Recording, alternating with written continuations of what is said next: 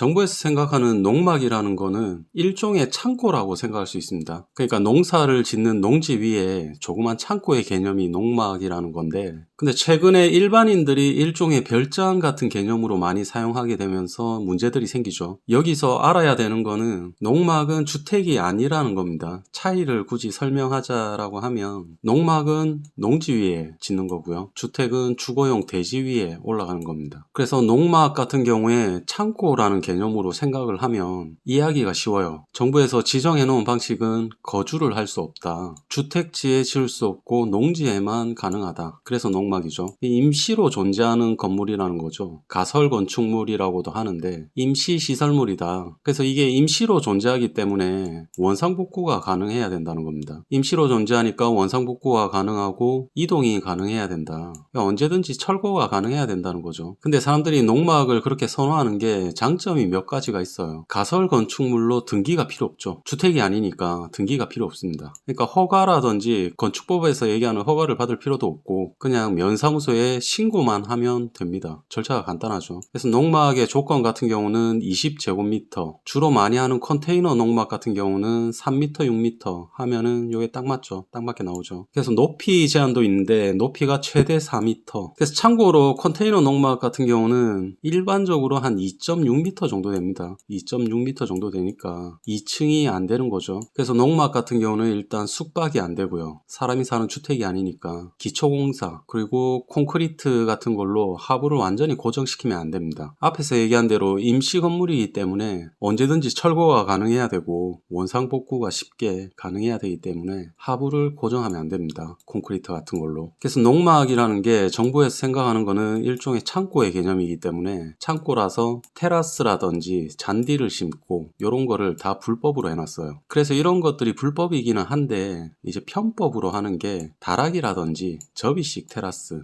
이런 걸 설치하기도 합니다. 아까 얘기한 대로 높이 제한은 4m이기 때문에 4m라면 일반적인 컨테이너 하우스가 높이가 2.6m니까 2층을 만들 수는 없는데 다락 형태로 4m 안에서 할 수는 있겠죠. 수도를 연결하고 정화조를 만들고 하는 거는 이게 지역마다 틀려요. 지자체마다 틀려서 그게 가능한 지역이 있고 아닌 지역이 별도로 있습니다. 그래서 농막 같은 경우는 임시시설물이기 때문에 주택으로 포함이 안 되죠. 주택으로 포함이 안 되니까 당연히 세금도 부과되지 않습니다. 사실 소형주택으로 들어가면 다 할 수 있죠. 원하는 대로 다 할 수 있는데 소형주택 같은 경우는 원칙적으로 농지에서는 안 됩니다. 그래서 주거용은 정식 건축 허가를 받아야 되니까 이 과정을 밟아줘야죠. 농막하고는 이제 틀리죠. 농막은 굉장히 간단한데 간단하게 진행하려면 농막 같은 경우도 아까 얘기한 대로 20제곱미터, 3m, 6m 그걸 넘어가면 안 됩니다. 소형주택 같은 경우는 신고할 때 주택이니까 당연히 세금이 부과됩니다. 그래서 큰 맥락을 이렇게 잡고 보면 전체가 다 통해요. 이런 용도가 아닌 거는 법에 다 걸릴 가능성이 있다. 단속 대상이 될 수 있다 라고 그냥 생각을 하셔도 됩니다. 그러니까 원칙적으로 농막은 주택이 아닌데 요즘 사람들이 일반적으로 일종의 별장 같은 개념으로 많이 생각하면서 문제들이 생기는 거죠. 그럼 이런 농막이 만약에 단속이 됐을 때 어떻게 되냐면 첫 번째는 시정명령이 내려와요. 그러면 불법적인 요소를 모두 다 제거하고 다시 신고를 하면 됩니다. 만약에 주변에 잔디를 심었다. 그럼 제거를 전부 다 하고 다시 신고를 하는 거죠. 그래서 시정명령이 나왔을 때 어떤 부분이 시정을 해야 되는지 그런 사항들을 전부 다 다시 시정을 하고 신고를 다시 해야 되는 거죠. 근데 여기서 시정명령을 자기가 받았는데 이걸 무시하고 아무것도 안 하면 그러면 이행강제금이 부과됩니다. 최대 형사고발까지 할 수 있다라고 되어 있긴 한데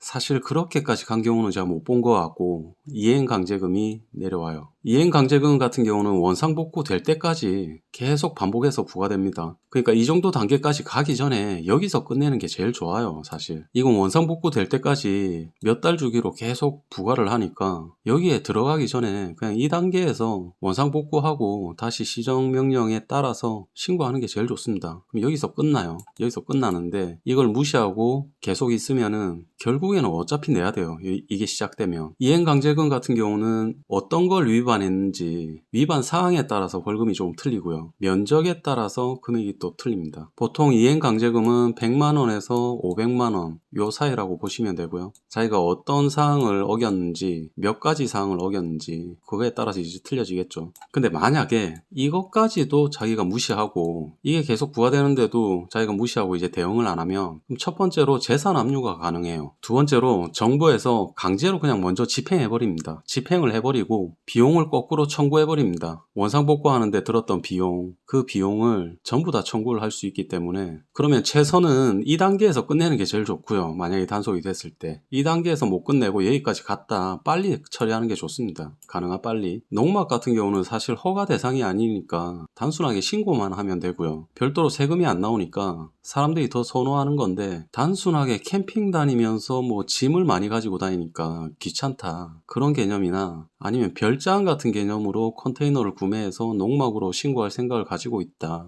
그러면 안 하는 게 좋습니다. 사실은 뭐 저희도 이런 업을 하고 있으니까 해가 가면 갈수록 농막 단속이 점점 좀 심해지는 거를 느끼고 있어요. 그래서 매년 여기저기서 단속됐다 그런 얘기들을 많이 듣는데 여기서 이제 좀 더 나가서 벌금에 대해서 좀 알아보면 벌금 쪽은 크게 농지법 그리고 건축법 쪽으로 위반 사항들이 생길 수 있어요. 그래서 농지법 같은 경우는 주택이 원래 대지에 지어져야 되는데 주택을 농지에 지었다 그렇게 판단해서 농지법에 따른 처벌이 내려지는 경우입니다. 그래서 조항을 보면 58조 1항이라 그러는데 58조 1항에 5년 이하의 징역 또는 토지가액에 해당하는 금액 이하의 벌금이 가능하다 그래요. 그래서 농지법 쪽에 나가면 58조 2항 쪽으로 가도 5년 이하의 징역 또는 토지 개별 공시지가에 따른 토지가액의 2분의 1에 해당하는 금액. 그러니까 토지가액에 비례해서 벌금이 나오는 건데 금액이 적지 않죠. 그러니까 건축법 같은 경우는 이제 그 반대인데 요것도 5천만 원 이하, 5천만 원 이하의 벌금이 가능하다 그러니까 이런 거를 이제 생각하신다고 하면 불법 농막에 대해서 이제 가볍게 생각하지 마시고 스스로 한번 잘 검토해보고 해당 사항이 없는지 스스로 한번 살펴봐야 되지 않을까 싶어요.